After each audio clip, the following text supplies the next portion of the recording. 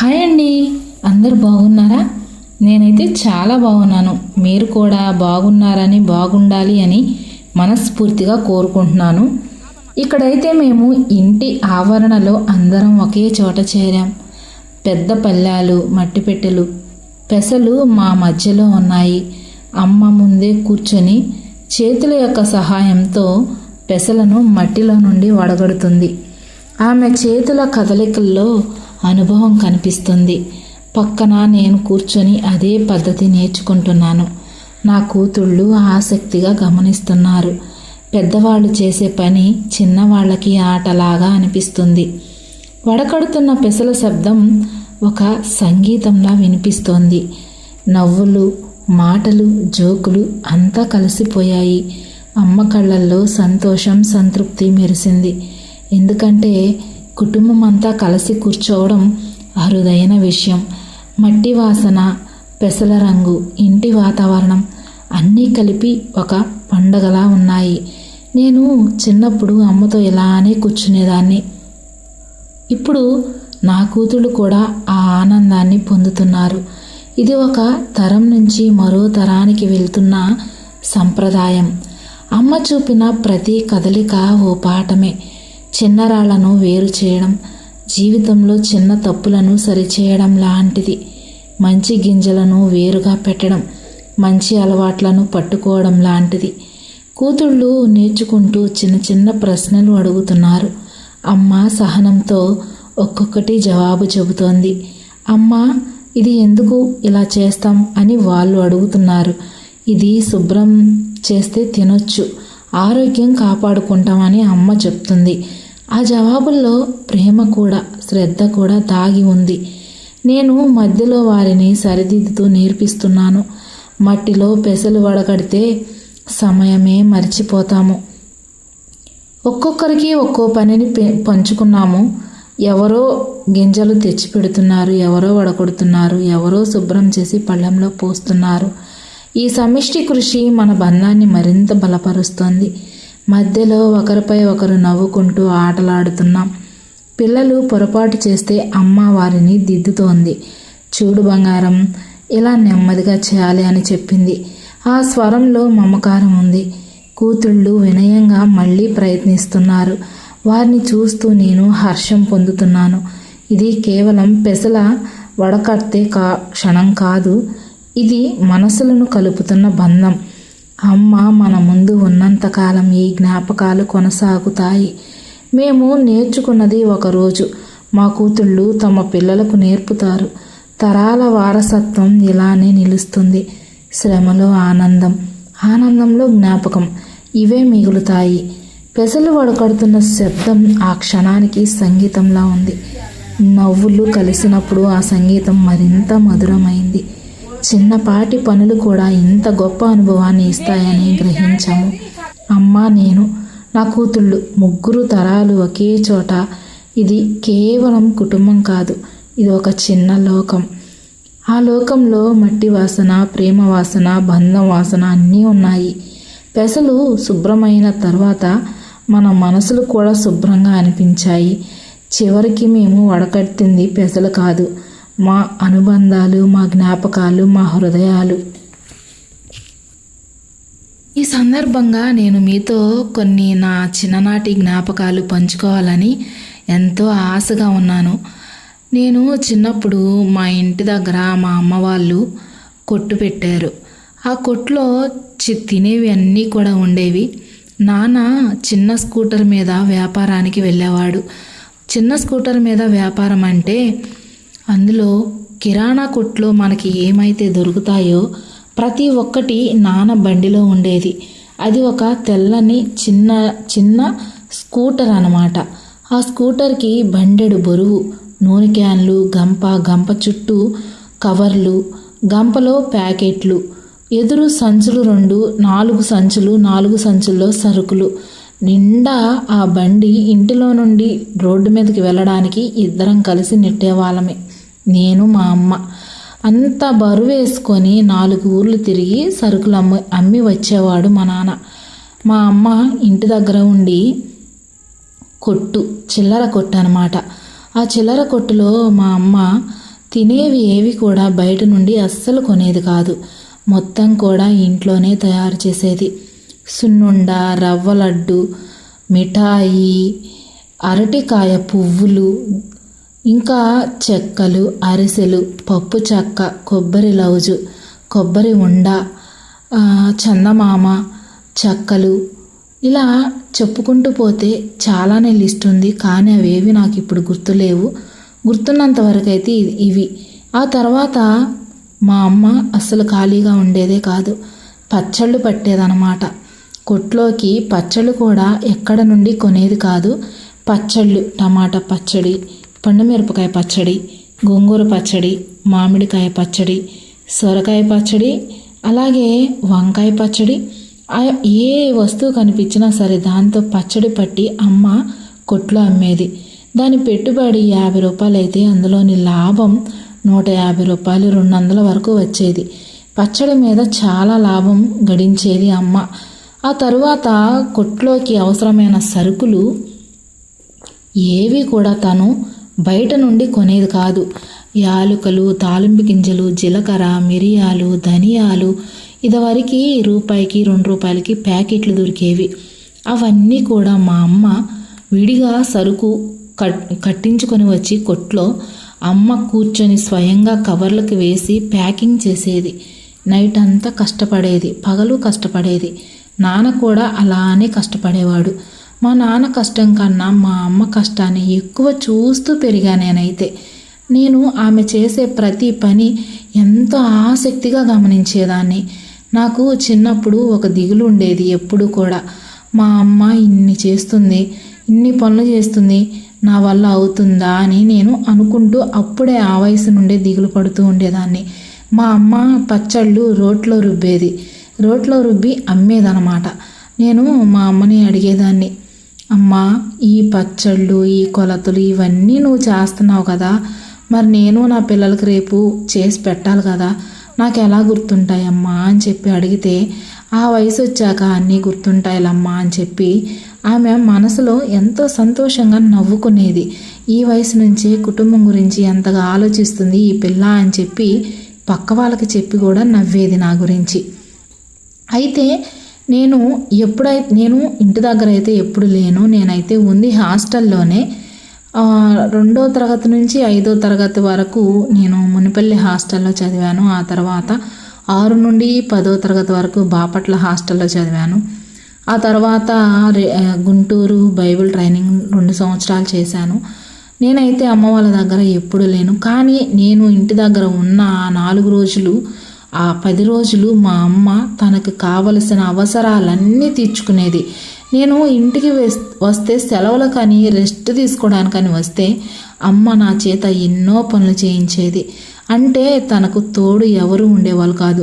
తను ఒక్కటే ఈ పనులన్నీ చేయాలంటే కష్టం కాబట్టి నా సహాయంతో తను పిండి వంటలు, అరిసెలు, చెక్కలు, రవ్వలడ్లు, సున్నుండ్లు, కాజాలు ఇలాంటివన్నీ వండేది. చందమామలు, అరటికాయలు, అరటికాయ పువ్వులు ఇలాంటివన్నీ కొత్తగా వండి సీసాల్లో పెట్టి బయట ఆకర్షణగా పెట్టేదన్నమాట.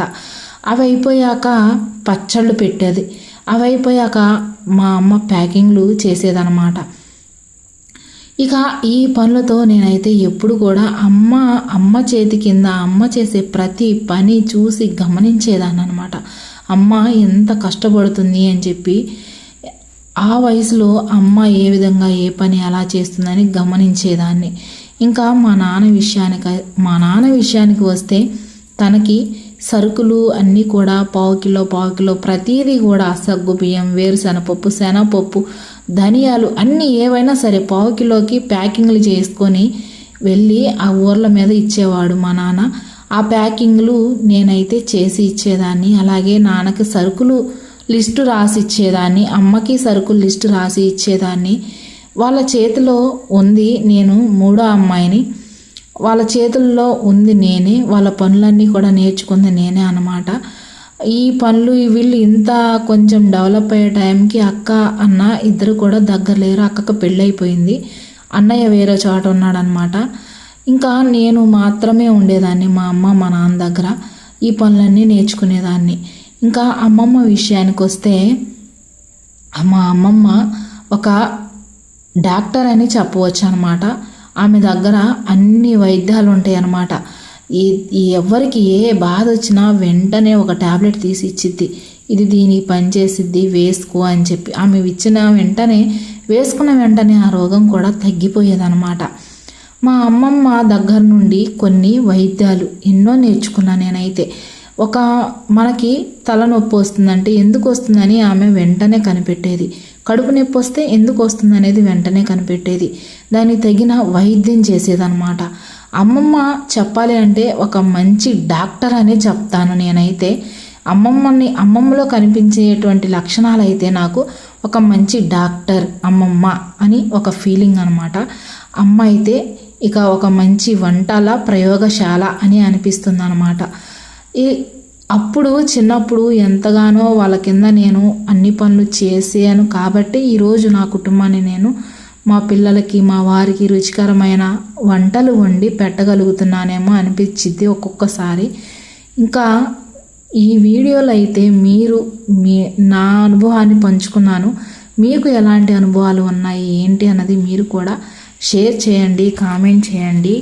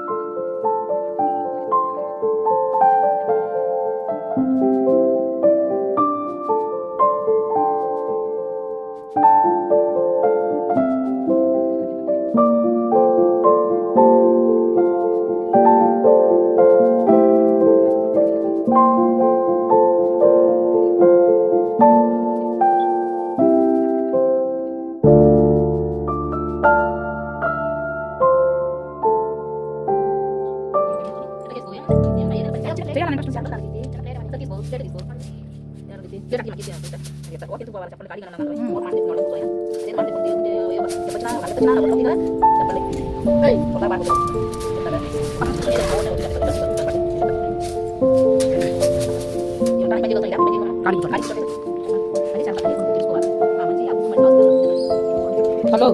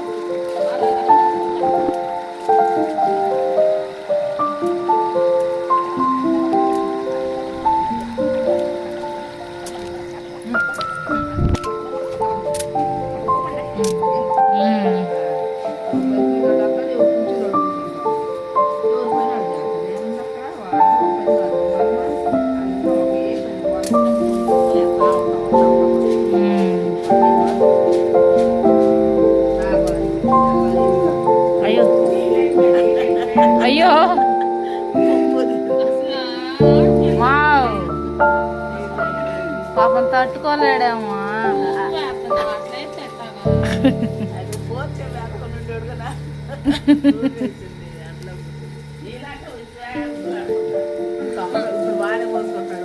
ముందు ముందు బాడీ వెచ్చగా ఉండిద్ది కదా.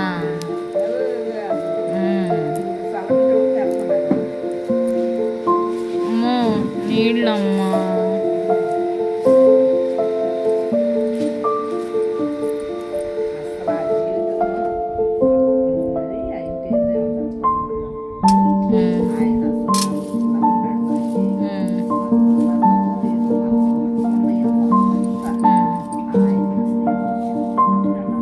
కళ్ళు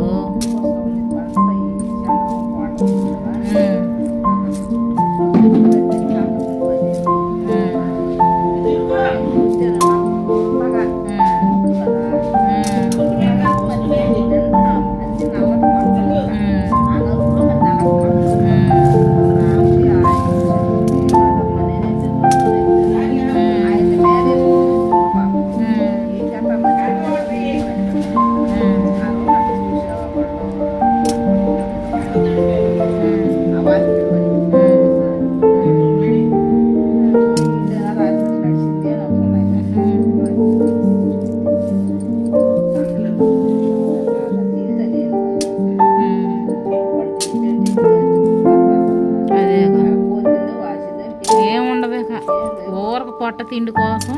పొట్ట తిండి కోసమే వాళ్ళకి కాపురాలు తీసుకోండి. అదే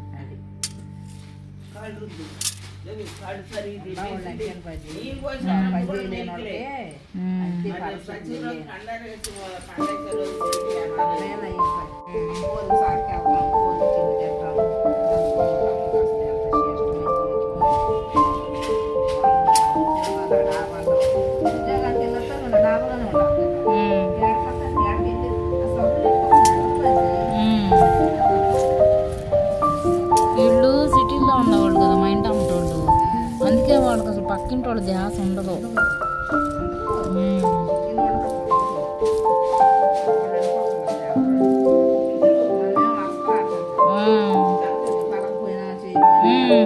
ఒక్కసారి మాట్లాడుకుంటే వెళ్తే అమ్మ ఏమైంది పక్కన వెళ్ళింది అనుకుంటున్నాను.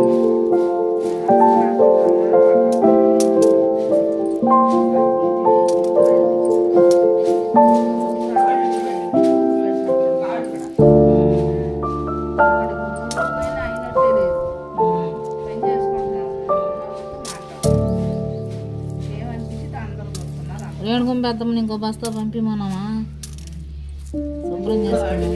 ఆయన అంటున్నాడు ఆటోలో వేసినట్టు తయాడు బాగు చేసుకునేవాడు కానీ అంటున్నాడమ్మా. అదే కదా.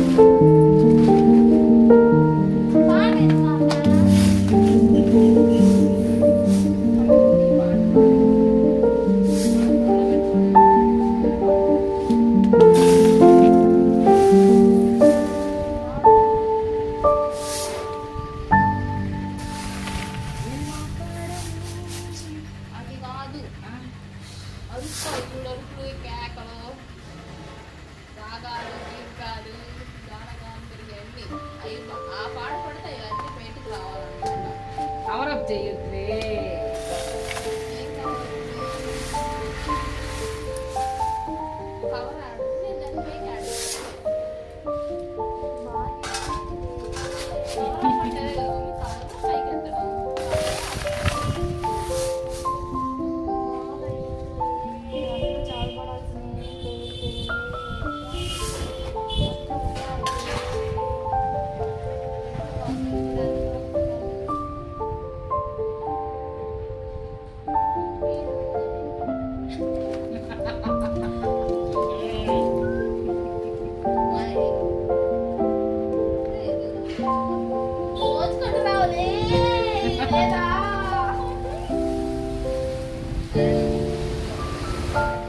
ఆయనమ్మ గొంతు మీద కాలేసి తొక్కిద్ది నీ ఇష్టం. ఇదిగో.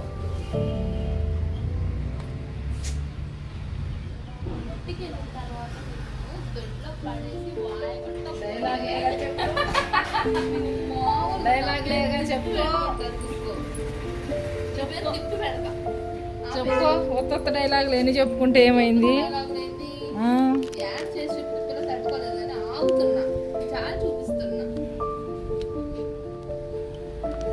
డైలాగ్ లేగా ఒక్కొక్కయేగా చెప్పుకో.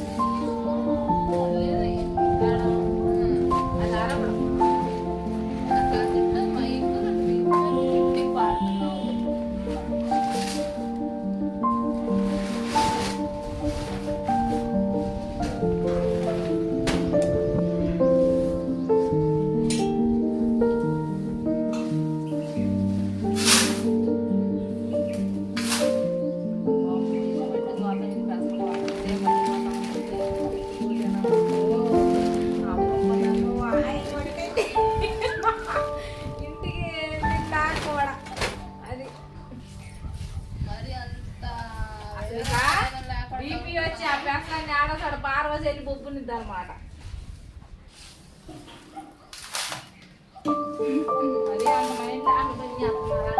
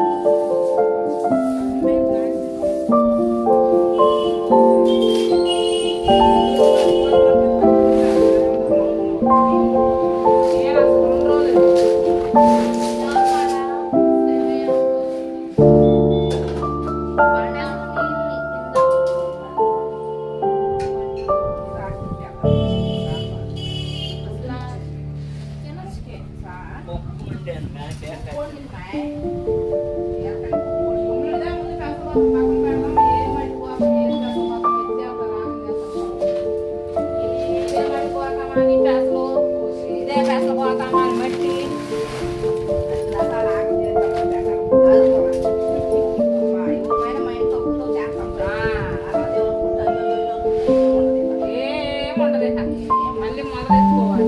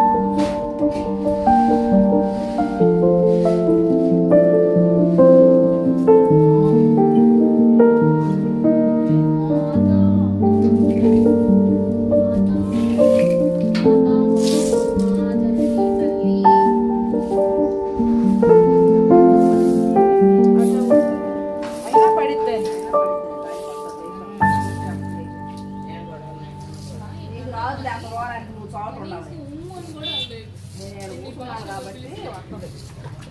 అన్నం తింటున్నాను కాబట్టి ఏడో అడపైన ఉండవు. నీకు ఎంత వచ్చి పడింది మా ఇప్పించానా ఇక్కడ చేస్తావన్నీ చేస్తావు.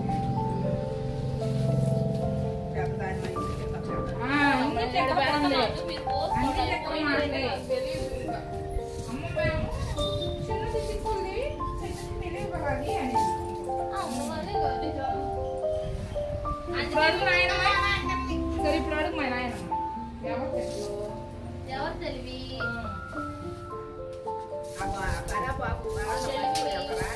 అందరి ముందు ప్రదర్శించాల్సిన అవసరం లేదు. అసలు ఉంటేనే ఇక ప్రదర్శించాలి.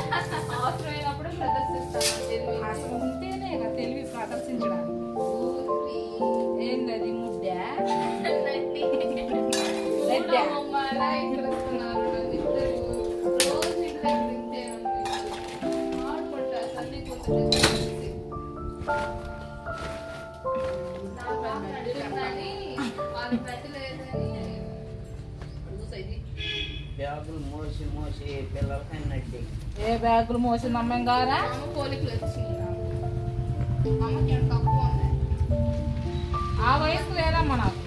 మా అమ్మకి లేదమ్మా.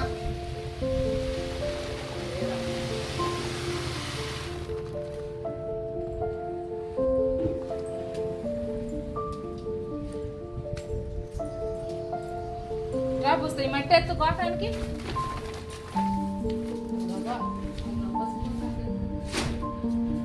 దీంట్లో ఎత్తుకో.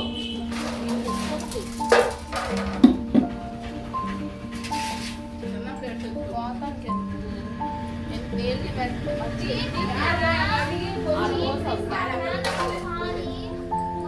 ఎందుకు ఎందుకు ఎందుకు చెప్పు.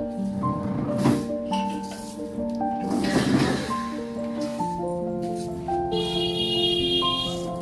చేశారా?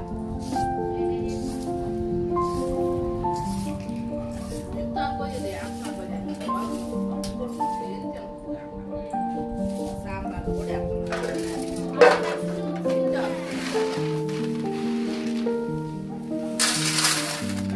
ఆడే ఉన్నాయి. ఆడే ఉన్నాయి.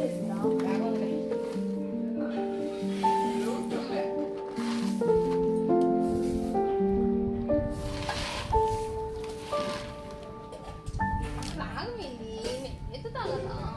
అప్పుడు చెప్తానే మా తర్వాత ఉడుకువా. మొత్తం మొత్తం. అంత రాదు చీపుని ఓడకూడదు. మంద పోదు. ఏంటమ్మా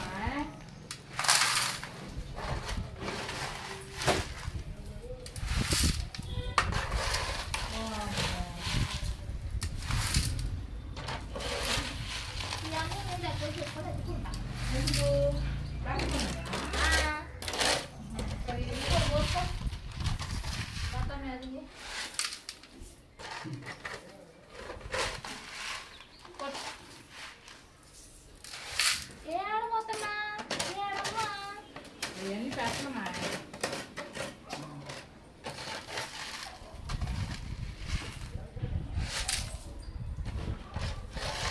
ఇది ఏడా ఎత్తి చూస్తా. బాయిలోడు తీసుకుంటే ఎన కోసం బోర్డు అంత వచ్చి బోర్డు తీరు. తీసి మన నెయ్యి చేసింది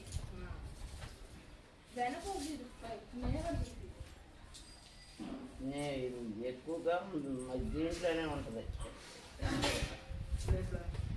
పెరుగులోనే ఉంటుంది.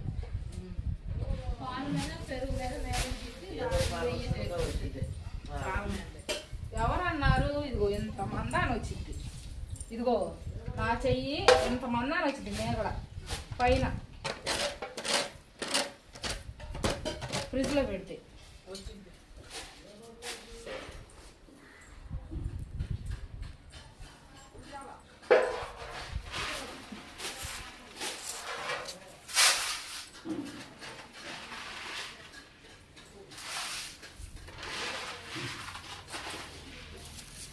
ఒక ప్లాస్టిక్ డబ్బాలో వేసి పెట్టామా అది పాడైపోతుంది.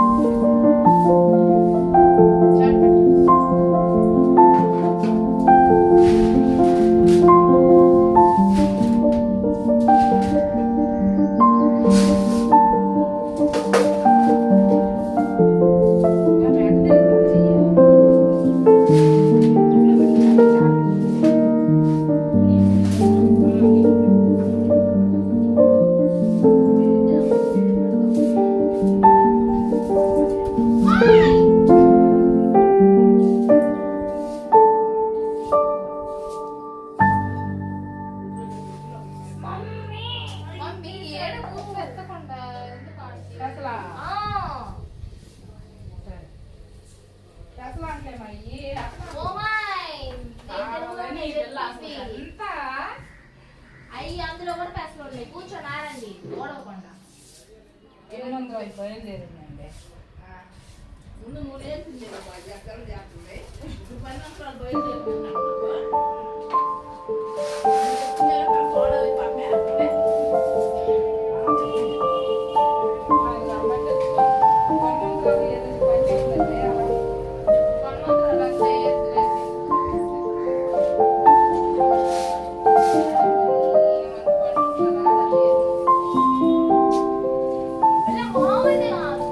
వెళ్ళిందిగా ఇంక 2 రోజులు హాస్టల్కి నువ్వే ఊరు పట్టుకుంటుందిగా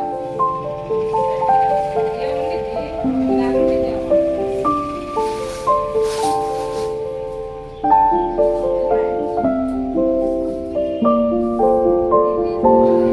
చేసినట్టుగా అసలు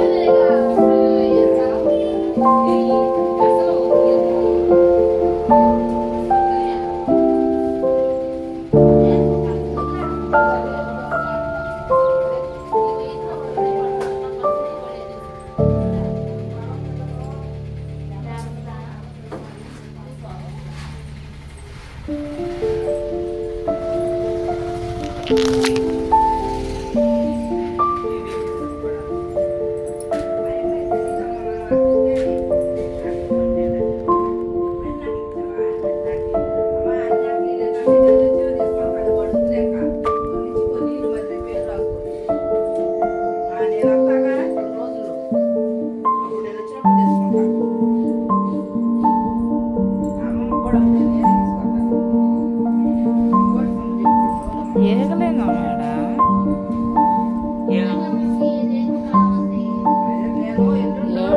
మరి ఎక్కువ ఉన్నాయి. బయట సరి చేసుకో.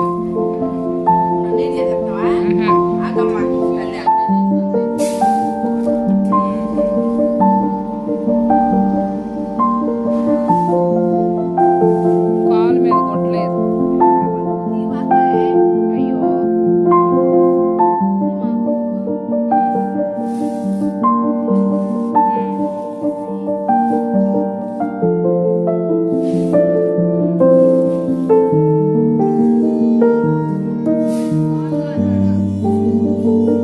మా కుమ్మిది నేను నీ ఇష్టం.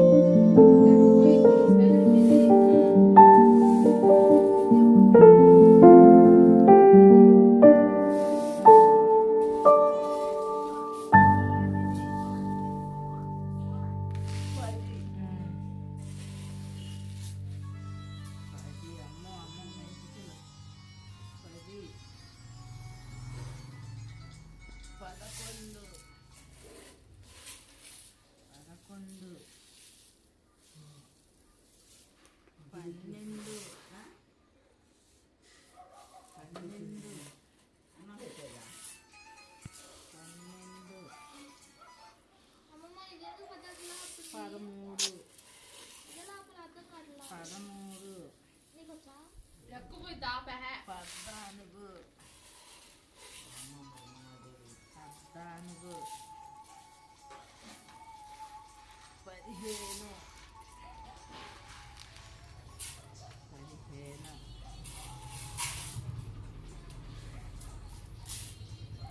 16 బాజీ అంతే. మడిచికి వాళ్ళు వచ్చినాయి పర్ల చేసించాడు. అక్క ఎందుకు అడ్డు అన్నత్తీగామా అడ్డులేని మే 3 మానికలు 3 మానికలు అట్ట వస్తాయి అన్న నేను